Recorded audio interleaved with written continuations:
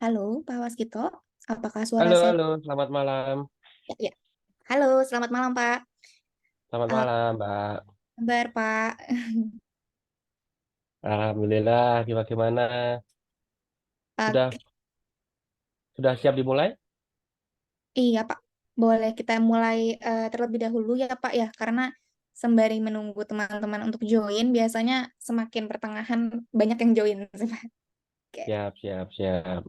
Mungkin Pak Waskito boleh sapa teman-teman dan perkenalan dulu, Pak. Halo, Assalamualaikum teman-teman. Kenalkan saya Waskito, saya CEO-nya Mitra Legal. Senang bisa berkenalan pada malam hari ini. Oke. Alhamdulillah teman-teman udah lumayan banyak yang hadir nih Pak, udah mulai masuk satu persatu. Mungkin kita bisa langsung ngobrol-ngobrol aja kali ya Pak ya. Kita langsung bahas aja nih Pak. Oke, siap. Pak, legalitas awal yang harus dipersiapkan oleh seorang pebisnis sebelum memulai usaha begitu ya Pak. Oke, untuk legalitas awal untuk saat ini secara peraturan itu yang dibutuhkan adalah NIB yang pertama, nomor induk berusaha. Nah, nomor induk berusaha ini ibaratnya seperti KTP kita, tapi dalam untuk bisnis gitu, untuk kita berbisnis itu adalah NIB. Jadi kalau belum punya NIB, ibaratnya Anda punya jadi pengusaha itu belum diakui ada sebagai seorang pengusaha oleh negara begitu. Gitu. Jadi kalau pertanyaan yang awal di mana yang paling paling dibutuhkan apa? Ya NIB itu tadi, ibarat KTP gitu. Seperti itu.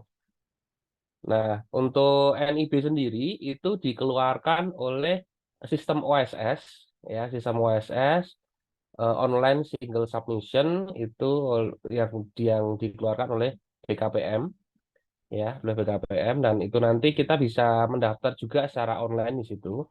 Bagi yang tidak gaptek bisa langsung daftar mandiri gitu. Cuma pastikan nanti paham untuk bidang usahanya apa. Biasanya yang jadi masalah ketika mendaftar NIB itu adalah ketika dia harus memilih bidang usahanya apa, kemudian apa yang harus dimasukkan, seperti itu biasanya yang jadi masalah di situ.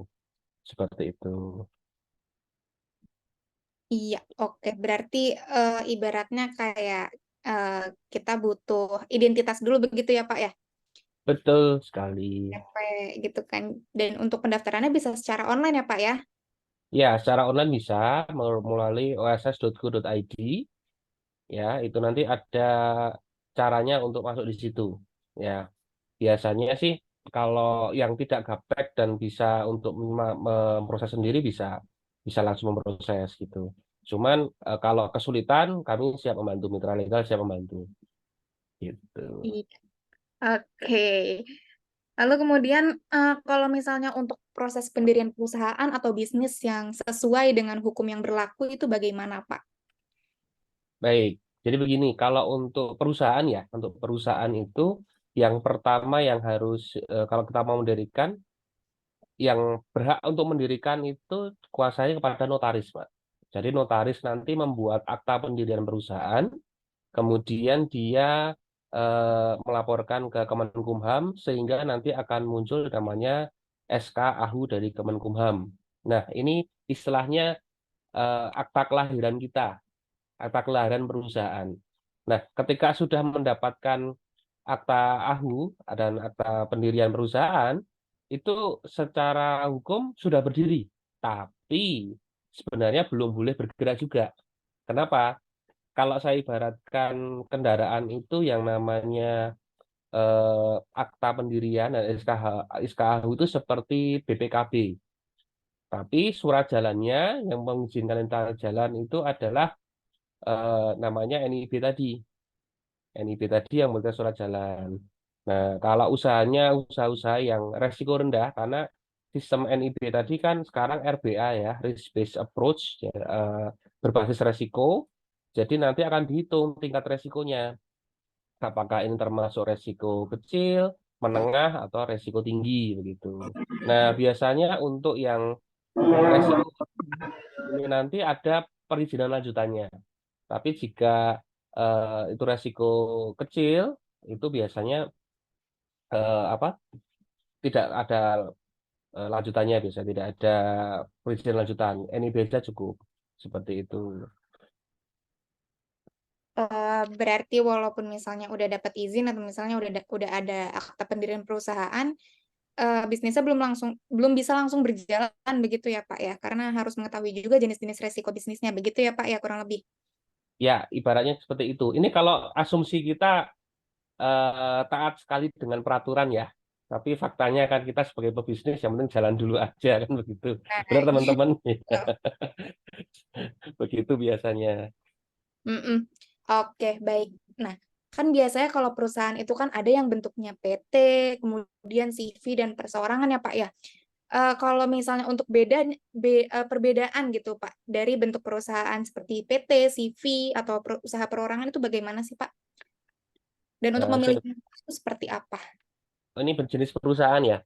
Ya, Kalau CV itu ini bentuknya begini. Jadi biasanya kita lihat tujuan dari perusahaan ini nanti mau kemana gitu. CV itu karakternya kalau Anda ini usaha ini dikelola oleh teman-teman dekat atau keluarga. Jadi memang vibe-nya itu adalah vibe adalah keluarga lah, kedekatan begitu. Nah, biasanya ada istilahnya kalau CV itu ada pesero aktif, itu adalah orang yang menjalankan perusahaan. Ya, pesero aktif, kemudian ada yang namanya pesero pasif. Pesero pasif ini adalah orang yang menanamkan modalnya kepada dia, kepada orang pesero aktif. Kemudian yang menjalankan usahanya adalah pesero aktifnya yang itu tadi. Yang pasif ini tidak punya hak dan kewajiban untuk mengkoreksi, bukan mengkoreksi ya, menjalankan secara teknis sih operasional perusahaan gitu. Dia cuma mungkin dapat laporan keuntungan dan sebagainya gitu. Nah, kalau untuk yang PT saya bicara nih PT umum, PT biasa ya, Persero biasa ya. Untuk PT pada umumnya itu nanti biasanya itu untuk perusahaan yang memang dikelola secara lebih profesional gitu. Nanti itu ada istilahnya pembagian saham. Nah, berapa saham yang akan dibagi ketika pendirian tersebut. Nah, saham itu bernilai secara hukum. Contoh nih, si A dia nanamkan saham di situ, dia punya pegang saham 40%, si B 30%, si C 30%, nanti 30, 30, 40 begitu. Nah, nanti perhitungannya adalah perhitungan baik secara eh, pengaruh untuk ngambil keputusan siapa direksinya, itu juga biasanya saham pengaruh sekali. Kemudian pembagian dividen, bagian hasil itu juga nanti akan berpengaruh kalau PT gitu. Jadi kalau seandainya itu dikelola oleh banyak orang yang pengen secara profesional, itu akan lebih baik langsung ke PT saja begitu. Nah, apalagi kalau sekarang ini ada beberapa bidang usaha yang memang mewajibkan untuk PT gitu. Nah, ini yang sering sekali yang sering terjadi kita temuin itu ini mohon maaf saya tidak mendeskripsikan profesi notaris ya, tapi saya melihat ada beberapa notaris yang dia tidak memahami apa ini apa namanya peraturan terbaru di OSS. Sehingga kadangkala perusahaan terlanjur berdiri, ternyata ketika di proses OSS, nah ternyata ini nggak bisa dijadikan satu bidang usaha ini begitu. Oh ternyata ini harus PT, padahal saya sudah terlanjur berdirikan CV kayak gitu. Nah, sebab agak jarang sih sebenarnya notaris itu memproses pendirian sekaligus memproses ke NIB itu jarang, sangat cukup jarang. Ada tapi jarang begitu. Biasanya juga cuma pendirian saja fokusnya. Begitu. Jadi kalau PT itu lebih ke arah profesional ya. Oh ya, kalau untuk PT juga prosentase bagi hasil tadi itu ibaratnya seperti kita punya sertifikat tanah. Jadi yang bisa membatalkan kepemilikan saham itu hanya pengadilan. Gitu. Jadi bernilai hukum. Sahamnya itu tercatat di Kemenkumham. Itu aset kekayaan kita kan, begitu. Jadi lebih profesional. Nah, eh, karena Undang-Undang Cipta Kerja itu kemarin ada namanya PT Perorangan. Nah, PT Perorangan ini unik ini. PT Perorangan ini bentuknya PT, jadi namanya PT apa gitu, sama dengan PT Persero yang tadi. Cuma PT Perorangan ini hanya boleh dimiliki oleh satu orang aja. Tidak boleh lebih dari satu orang. Nah, cuman keterbatasan PT Perorangan ini adalah dia diperuntukkan untuk skala UMK.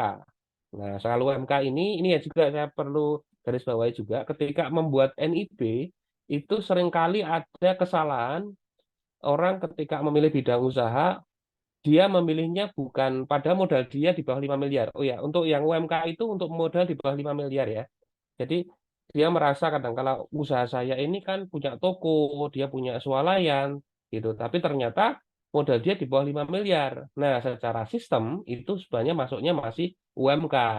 Tapi dia milihnya DWSS itu non UMK.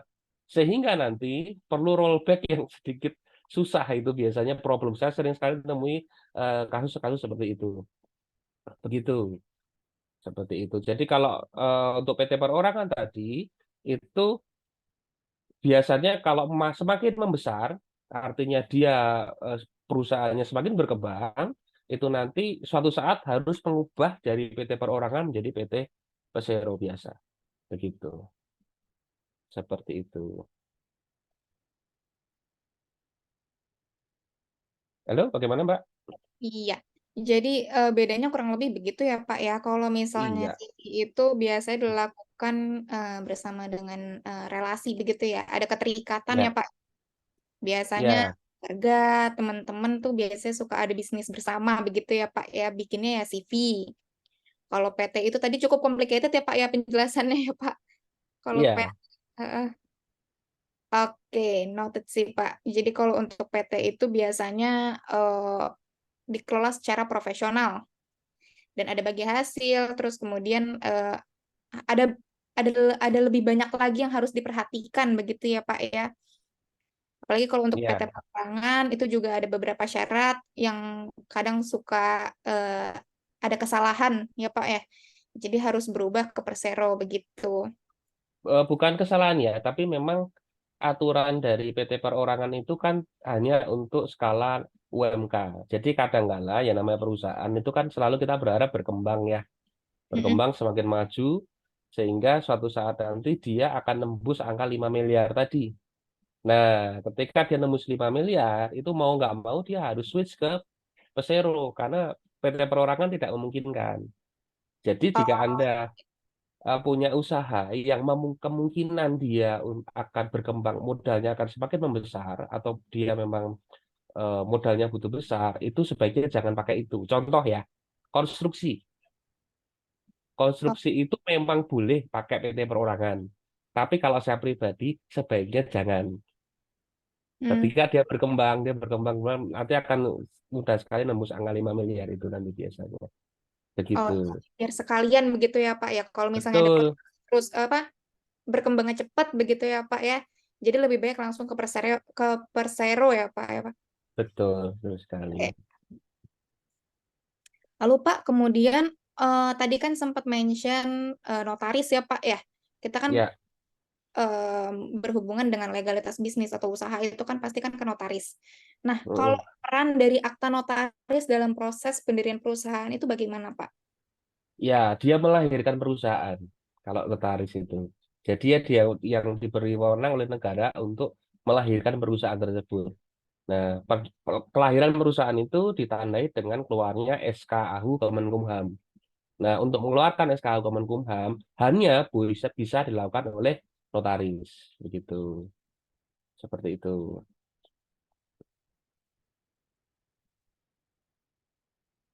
Tidak ada suaranya, Mbak?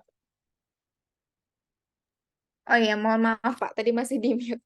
Jadi kalau untuk peran dari notaris ini sebenarnya cukup penting ya Pak ya, karena untuk mengeluarkan SKHU ya Pak ya. Karena SKHU, AHU, iya, SK SKHU, AHU. SKAHU. Iya, Oke. Jadi untuk mengeluarkan SKAHU itu sendiri hanya dapat dilakukan oleh notaris. Jadi perannya cukup penting untuk bisnis yang ingin membuat perusahaan begitu ya Pak. iya, Ya, ya. Oke. Kemudian kalau misalnya untuk peraturan nih Pak, peraturan yang berkaitan dengan izin usaha. Itu bagaimana sih ya, Pak cara untuk mendapatkannya? Untuk mendapatkan izin ya. usaha ya Pak ya. Ini asumsinya adalah izin usaha lanjutan ya. Nah, kalau yang dimaksud izin usaha dasar tadi kan ya cukup NIB tadi. Tapi untuk bidang usaha tertentu dia membutuhkan yang namanya izin lanjutan. Sebagai contoh tadi konstruksi tadi dia mau sebagai kontraktor, dia mau bikin perusahaan. Nah, biasanya ada namanya SBU. Namanya ada SBU, kemudian contoh lagi industri, dia buat industri apa, pabrik lah, pabrik kecil gitu. Nah, dia kadangkala kalau dia masuk ke skala menengah tinggi itu membutuhkan perizinan lain seperti eh, kalau lebih lanjut ke AMDAL, ada UKL, UPL seperti izin lingkungan, intinya begitu. Nah, seperti itu. Nah, ini juga yang agak ada peraturan baru yang terutama yang berhubungan dengan bangunan ya. Jadi kalau seandainya Anda punya toko, kemudian toko ini atau pabrik yang kemudian pabrik ini dia membutuhkan dia dianggap beresiko tinggi. Nah, ini biasanya diharuskan untuk ada namanya pemrosesan PBG dan SLF. Ya, PBG itu seperti IMB, tapi di situ ada tambahan, ada izin peruntukannya untuk apa. Kemudian SLF itu sertifikat layak fungsi, itu bangunannya eh, sesuai dengan persyaratan yang ditentukan pemerintah gitu, cara-cara gampang bahasa gampangnya. Seperti contohnya kalau eh, mall itu berarti harus ada tangganya seperti apa, kemudian ada pemadam kebakarannya, listriknya seperti apa. Makanya kadang membutuhkan konsultan begitu. Kami siap membantu untuk PGSLF juga begitu. Nah, jadi untuk perizinannya macam-macam, Mbak. Soal lagi mungkin apotek. Nah, itu kan biasanya ada perizinan lanjutan juga tuh. Nah, itu nanti ada perlu diproses setiap departemen masing-masing. Nah, mohon maaf saya nggak apa karena banyak sekali ya itu. Iya. Jadi mungkin kalau misalnya ada yang mau butuh konsultasi apa ya terkait izin usaha bisa langsung ke mitra legal kali ya Pak ya. Siap, Jadi bisa siap, siap, dijelaskan lebih mendetail kira-kira kebutuhannya seperti apa dan izin usaha apa aja yang dibutuhkan untuk perusahaannya begitu ya Pak ya. siap, siap, siap. Mitra legal siap membantu sejak dari pendirian, pemrosesan NIB, itu kami siap membantu. Jadi satu paket begitu. Oh iya, iya, iya. Kalau untuk bisnis yang udah lanjut juga bisa ya Pak ya dibantu ya Pak ya. Siap, siap. Kemudian Pak, kalau misalnya untuk mengurus perpajakan dan perizinan lainnya yang diperlukan untuk bisnis itu gimana Pak cara ngurusnya Pak? Nah, ini uniknya ya. Saya bicara dulu sebelum kita bicara perpajakan ya. Sering Oke. sekali ada pertanyaan begini. Ketika pengusaha itu, saya mau mendirikan perusahaan tapi takut pajak. Bener nggak? Ya kan? Takut pajak. Tapi kalau saya, kalau Anda punya usaha dan itu dalam bentuk perusahaan, itu justru lebih ringan pajaknya. Karena kan biaya biaya produksi itu nanti mengurangi pajak, ya kan? Biaya produksi itu mengurangi pajak. Nah, sedangkan jika Anda banyak perusahaan perorangan, itu biasanya ya penghasilan Anda langsung kena pajak. Walaupun besarannya sama. Ini saya bicara dalam skala UMK ya. UMK itu besarnya sama 0,5%. Setengah persen per tahun. Itu sama, hitungannya mirip-mirip. Perorangan dengan usaha, tapi skala UMK itu mirip-mirip sebenarnya hitungannya. Gitu. Cuman tadi itu biaya produksi perusahaan itu justru malah mengurangi pajak gitu. Revenue kurangi cost, baru nanti net profit, itu net profit itu nanti yang akan kena pajak. Sedangkan kalau kita tanpa perusahaan, ya revenue itu langsung kena pajak gitu. Laporan pajaknya begitu. Nah, ini justru kalau saya lebih ini Finflow kan bisa lebih ahli dalam perhitungan seperti itu ya. Ya, ya, Seperti betul, itu. betul, betul, betul. Iya, jadi kalau misalnya saya izin bantu jawab nih ya Pak untuk Ya, perpajakan. siap. Jadi kalau misalnya untuk perpajakan perusahaan itu biasanya kalau misalnya berbentuk PT atau CV itu belum tentu PKP. Jadi eh, Betul. dilihat dari omsetnya ya Pak ya. Kalau misalnya omsetnya sudah memenuhi syarat untuk PKP, baru nanti kita akan kenakan PKP. Begitu. Jadi kalau misalnya belum memulai apa namanya usahanya belum mulai tapi udah takut duluan harus bikin PT karena takut kena pajak dan lain sebagainya. Ya, jangan khawatir karena pasti kan ditinjau dulu ya, dilihat dulu seperti apa bisnisnya, lalu kemudian nanti dari tim kita juga pasti akan menyarankan kapan harus PKP dan lain sebagainya. Kapan harus jadi PT maksudnya. Sebenarnya masih udah bisa langsung jadi PT ya Pak ya sebenarnya walaupun masih awal banget bisnisnya atau usahanya. Tapi kalau misalnya untuk PKP itu kan dilihat dari omsetnya juga. Kita lihat dari perjalanan bisnisnya sudah masuk eh, syarat untuk PKP atau belum begitu. Kalau nggak Jadi salah PKP itu ada syarat minimal 1 tahun ya. ya, dan ada minimal omsetnya juga. Jadi kalau Ya misalnya betul. belum mencapai 4,8 M itu kalau nggak salah masih belum harus kena pajak gitu. Jadi udah mulai Ya bikin PT atau CV dari awal gitu. gitu. Ya, jadi kalau yang pendirian dia punya perusahaan, selama dia belum mencapai batas tertentu, sebenarnya nggak perlu PKP, nggak apa-apa sebenarnya. Malah justru lebih hemat kalau hitungan kami. Cara Iya. pajak loh ya, seperti itu. Oke, jadi sebenarnya kalau kurang lebih ya pajak perusahaan bisa lebih murah karena biaya produksinya begitu ya Pak ya. Betul, kosnya mengurangi nilai pajaknya, mengulang itu. Oke, kemudian em, apa aja sih Pak yang perlu diperhatikan dalam perjanjian kerjasama atau kontrak dengan pihak lain? Oke, ini versi saya ya, nggak ada Baik. ininya. Kalau Dari perjanjian sudut pandang kerjasama itu, legalitas gitu Pak. Dari oke, sudut kalau legalnya. Gimana Pak? kalau perjanjian kerjasama saya legalitas itu sebenarnya kalau menurut saya pribadi ya, itu tergantung kita dengan orang yang mau kerjasama, maunya seperti apa begitu. Jadi tidak ada aturan baku harus seperti apa kalau menurut saya. Ya bakunya ya pokoknya ada siapa, pihak pertama siapa, pihak kedua siapa, kemudian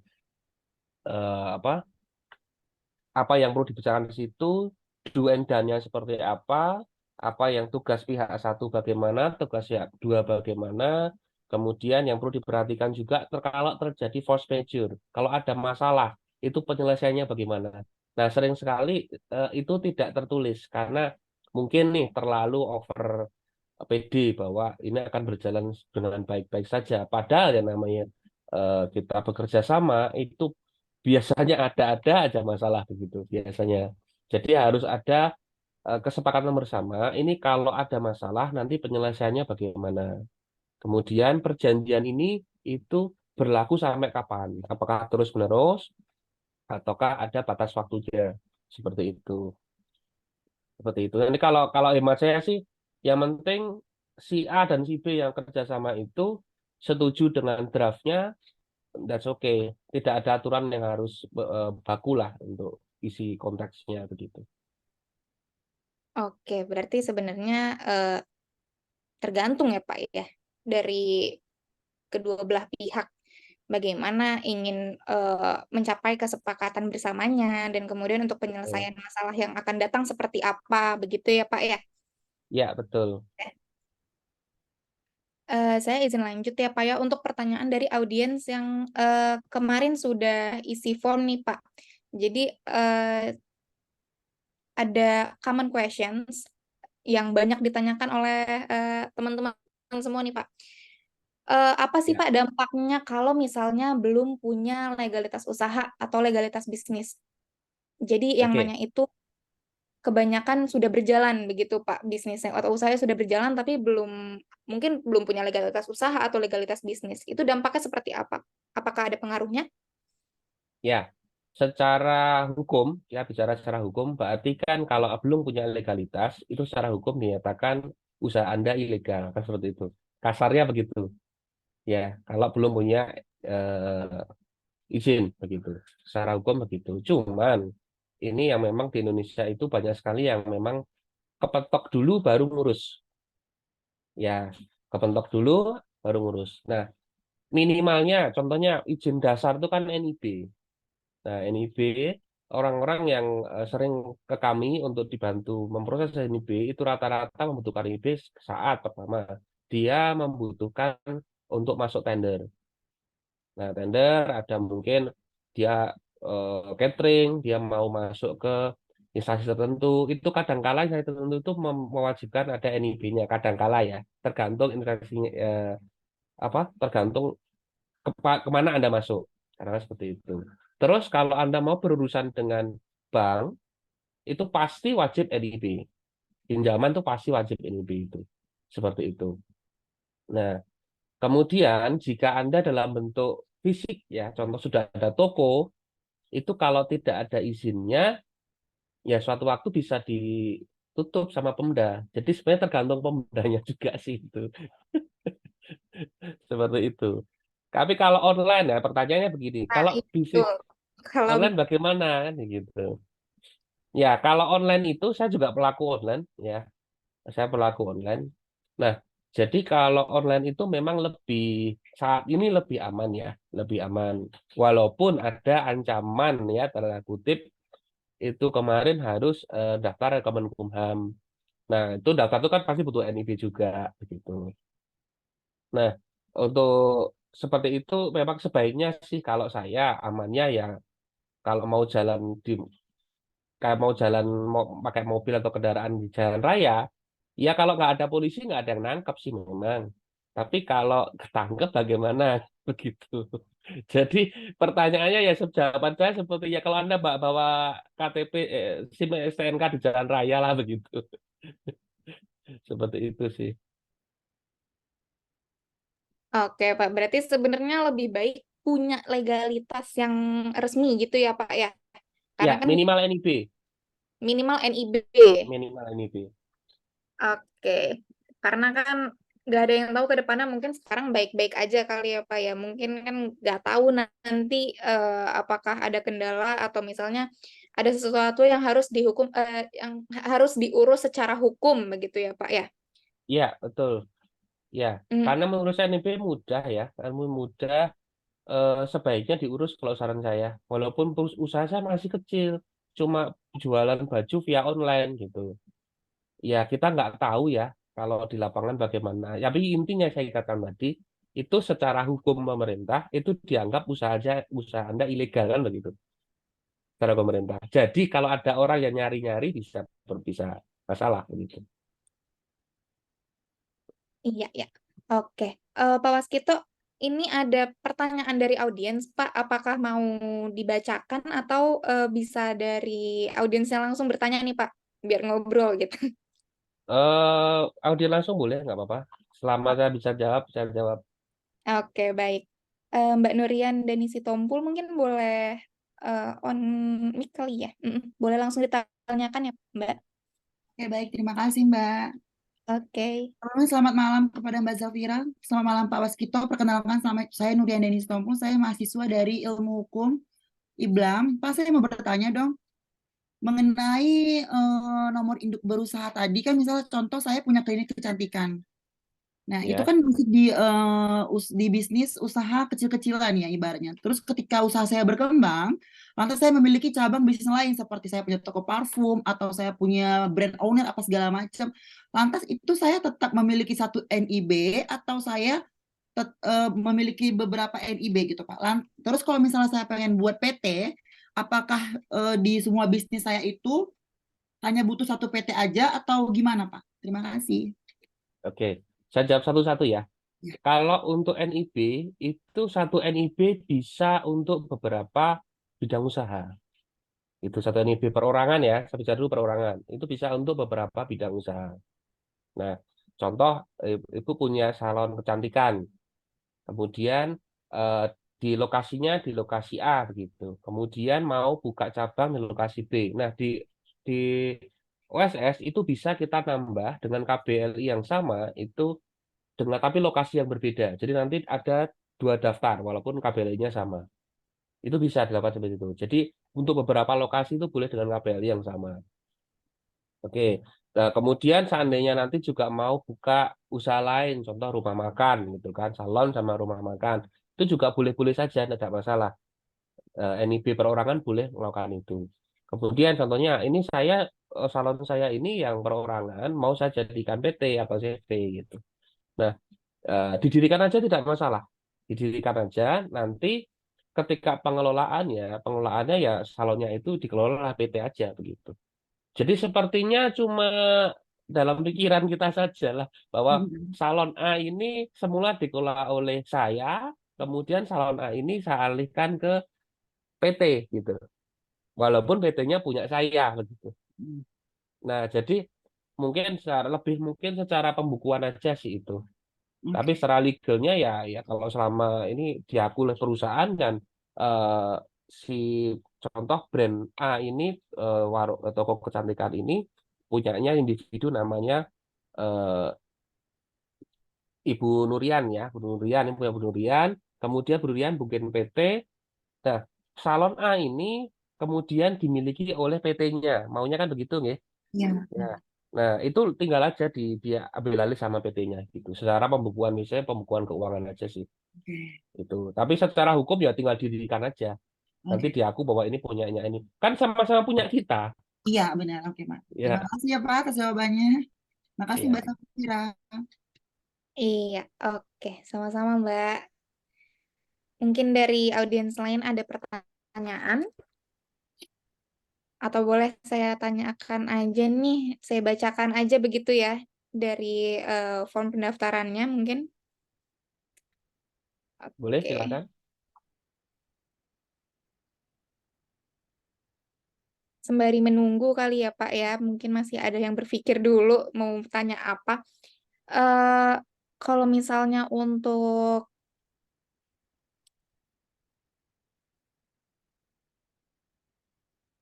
ya aku lagi pilih-pilih dulu. Kalau misalnya untuk pendaftaran legalitas usaha dengan mudah dan online melalui OSS itu bagaimana Pak? Sebenarnya mungkin ada caranya kali ya Pak ya di websitenya ya Pak. Sebenarnya ada. Jadi kalau untuk membuat OSS itu secara teknisnya memang ada.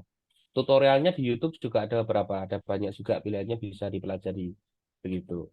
Nah, cuman begini, biasanya satu layanan mitra legal adalah pembuatan OS, pembuatan NIP juga. Nah, bagi yang biasanya klien-klien yang ke kami itu adalah tipe-tipe orang-orang yang nggak mau mikir susah lah, yang penting jadi gitu. Itu yang kedua adalah yang sudah pernah nyoba kemudian bermasalah begitu. Karena sering terjadi itu masalah. Contohnya tadi itu non UMK dan UMK.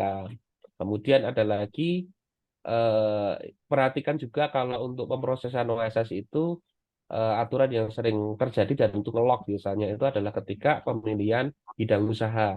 Perdagangan besar tidak boleh berbarengan dengan perdagangan eceran. Itu kalau itu jadi satu, biasanya ngelok biasanya sistemnya. Malah nggak terbit semua biasanya. Atau kekunci OSS-nya. Dan itu untuk baliknya lagi, itu harus berhubungan dengan OSS pusat. Begitu. Nah, jadi lebih kalau secara teknis, silakan Anda cari di YouTube, ada beberapa, saya lihat ada tutorialnya. Nah, yang lebih saya tekankan adalah di pemilihan bidang usaha tadi itu. Di pemilihan bidang usaha tadi itu yang perlu dipercermati apakah sesuai dengan usaha Anda atau tidak. Itu aja. Seperti Ya, ya. itu. Oke, baik. Sebenarnya udah ada caranya ya Pak ya. Tapi kalau misalnya mau lebih mudah, mau lebih simple gitu ya Pak, ya, bisa langsung ke mitra legal ya Pak. Jadi Siap, bisa siap. langsung konsultasi juga untuk prosedur-prosedurnya. Lalu kemudian Pak, kalau misalnya untuk PT perorangan itu ada berkas-berkas atau data-data yang harus disiapkan nggak sih Pak? Datanya cukup data usaha saja sih. Kalau berkasnya itu tidak ada, paling hanya minta NPWP sama eh, KTP, NPWP sama KTP gitu. Ah, oke. I see. Nah, yang sering terjadi masalah adalah begini, ini administrasi di Indonesia ini sedikit masalah, adalah ketidaksinkronan antara data diri NIK dengan yang tercatat di Dukcapil. Itu sering terjadi masalah, paling sering terjadi masalah. Kalau itu bermasalah, nanti bisa silakan. Biasanya tulisannya adalah NIK tidak terdaftar atau NIK tidak sesuai atau data diri tidak sesuai. Itu salah penyelesaiannya adalah bisa itu harus ke Dukcapil itu menghadap ke Dukcapil, minta data saya yang tertulis seperti apa. Karena kesalahan singkatan saja. Contoh kecamatan itu tulisnya kec bukan kebul kecamatan. Kadang-kala kan gitu. Ah, Itu itu bisa masalah di sistem Dukcapil di sistem OSS-nya ketika pendaftaran. Ketika di karena terintegrasi ya, Dukcapil kemudian di SK AHU itu nanti terintegrasi semua. Jadi kalau ini Dukcapil bermasalah biasanya akan kemana-mana. Gitu. Kalau itu masalah di Dukcapil ya.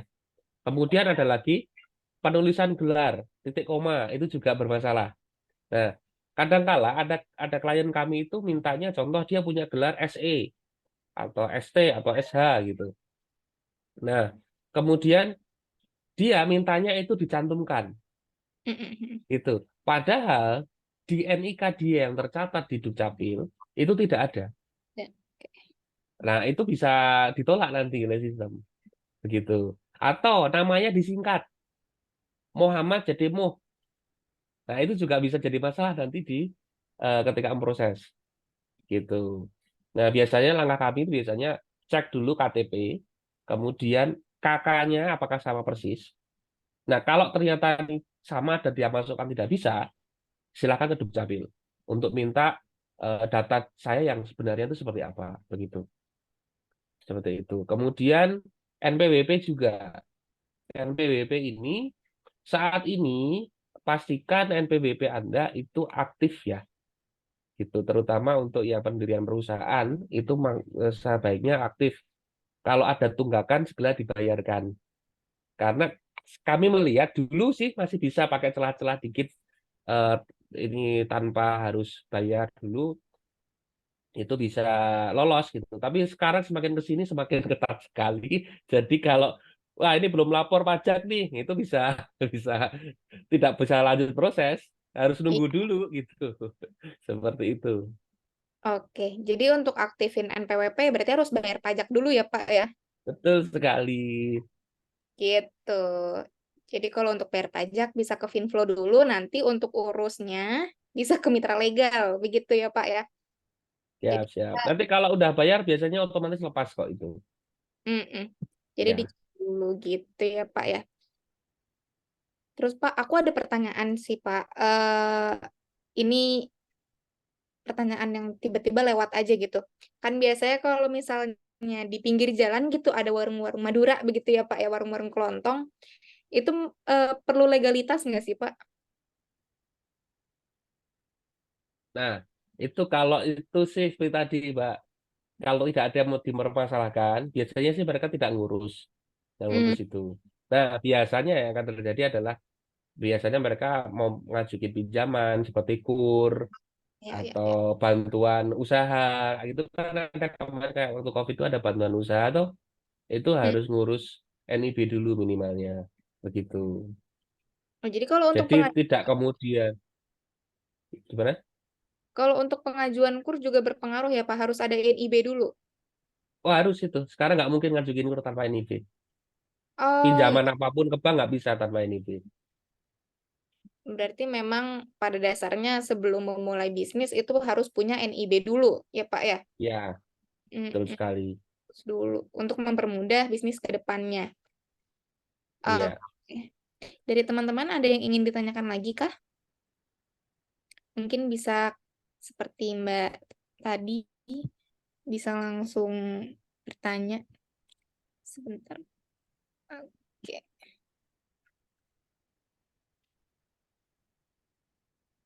Yang ingin bertanya boleh langsung raise hand aja ya, atau mungkin mau ditanyakan dari form pendaftarannya nih. Masih ada. Ya, ya.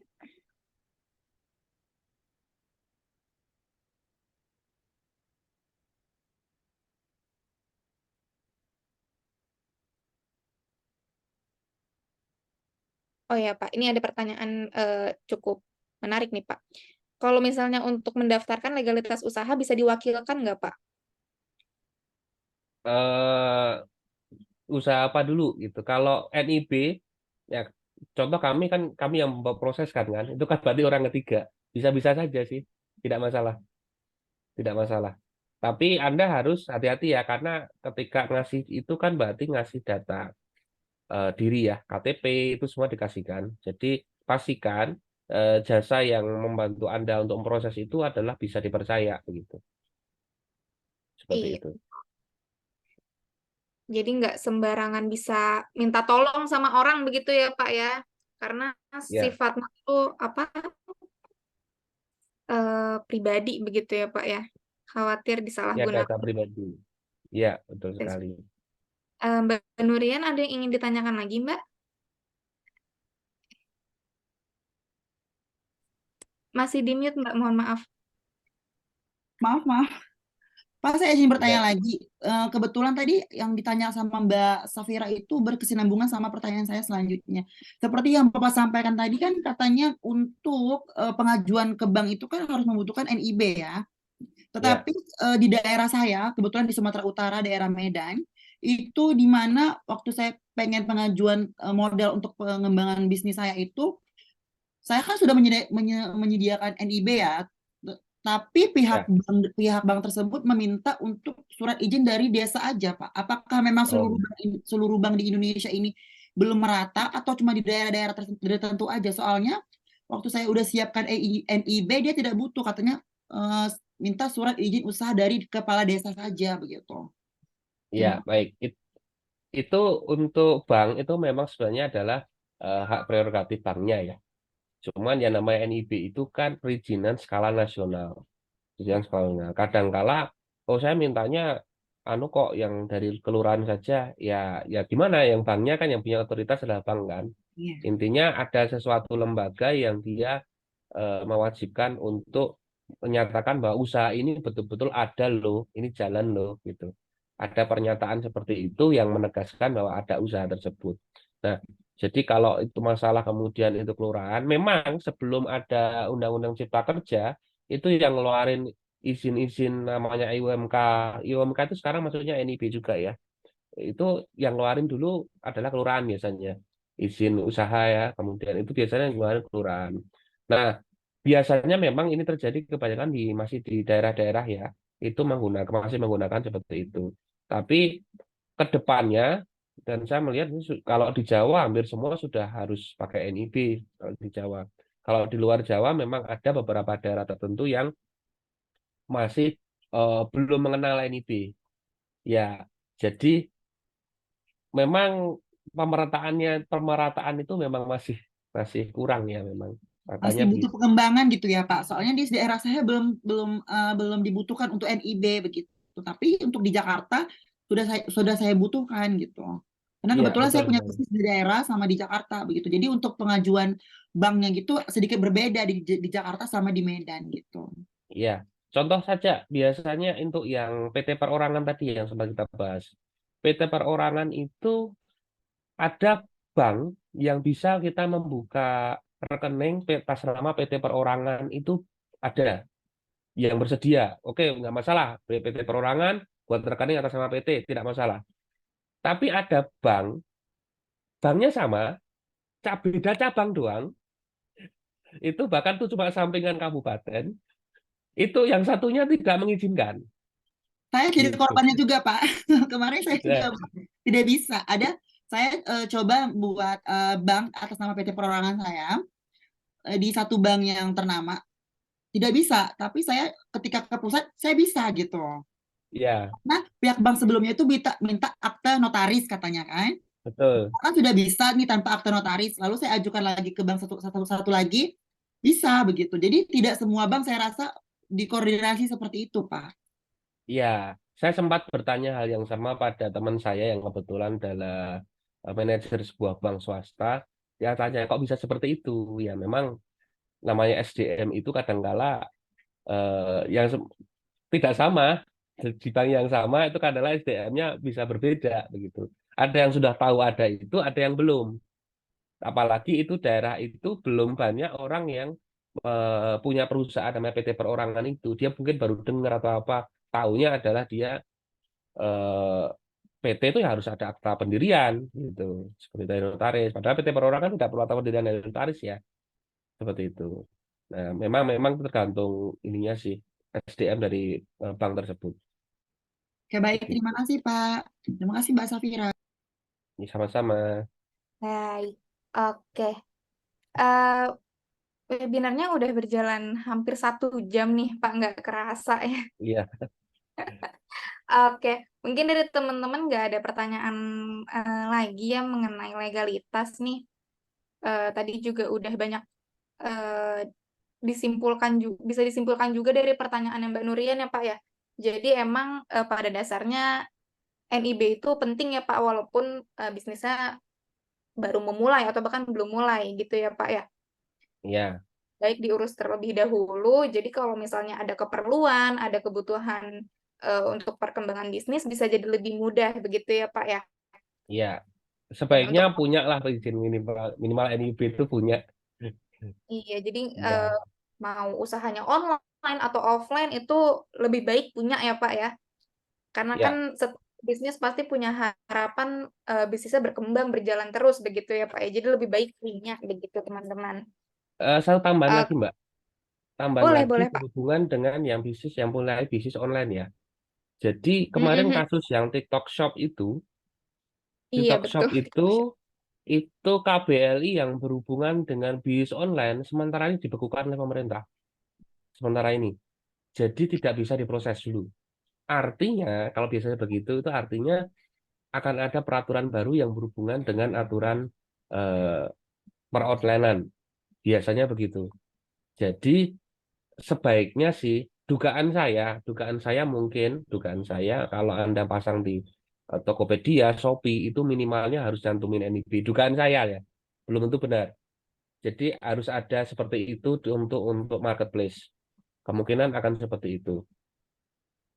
Begitu, ini dugaan saja. Jadi yang punya bisnis online, yang memang untuk KBLI bisnis online saat ini eh, sedang dibekukan, jadi tidak bisa diproses. Tapi kalau seandainya sudah bisa berjalan, ya segera diproses. Begitu. Iya baik. Jadi memang pada dasarnya itu kan identitas perusahaan begitu ya kayak KTP. Kita nggak bisa ngapa-ngapain kalau nggak ada KTP ya Pak ya. Misalnya ada Ya, apa di tengah jalan butuh KTP, ya kita senggolan sama orang, kadang orangnya minta KTP begitu ya Pak ya. iya, Gitu. Jadi mungkin memang harus dipersiapkan untuk NIB dan untuk syarat-syarat legalitas lainnya bisa dibantu oleh mitra legal. Kemudian eh, syarat-syarat legalitas itu juga diperlukan untuk perpajakan ya. Jadi pajak juga salah satu apa hukum di Indonesia ya Pak ya. Untuk bisnis itu wajib ya Pak ya. Ya, jadi bisa lah ke Finflow gitu kalau misalnya untuk pengurusan pajaknya. Jadi kita bisa bantu juga nih. Oke, sudah hampir 1 jam dan tidak ada pertanyaan lagi dari teman-teman semua. Kurang lebih webinarnya eh, bisa kita tutup ya Pak ya. ya. Menutup ya. Kalau butuh jasa untuk pendirian, legalitas, bisa menghubungi mitra legal di mitralegal.co.id. Oke. mitralegal.co.id. Oke. Oke, untuk teman-teman yang butuh laporan keuangan juga kan biasanya untuk ngajuin KUR itu kan butuh catatan laporan keuangan ya Pak ya kalau nggak salah ya. Ya, harus itu. Itu harus. Jadi untuk survei dari pihak bank juga biasanya minta tuh untuk catatan laporan keuangan 3 bulan terakhir, 6 bulan terakhir itu biasanya diminta. Dan dari Finflow juga bisa bantu untuk laporan keuangan yang sudah lampau atau backdate begitu. Untuk pajaknya juga kita bisa bantu. Jadi bisa langsung kunjungi www.finflow.com. Oke, terima kasih banyak Pak Waskito atas waktu dan ilmu. Sama-sama. Ini ilmu ya Pak. Jadi Masya Allah, Insya Allah berkah buat semua. Amin, Karena amin. eh, ya ilmu kan bisa kepake sampai kapanpun ya Pak ya. Oke. Saya izin tutup webinar malam ini. Terima kasih banyak untuk teman-teman yang udah hadir. Mohon maaf apabila ada kesalahan atau kekurangan. Eh, Kurang lebihnya mohon maaf. Wassalamualaikum warahmatullahi wabarakatuh. Selamat malam. Terima kasih banyak Pak Waskito. Sama-sama. Selamat malam.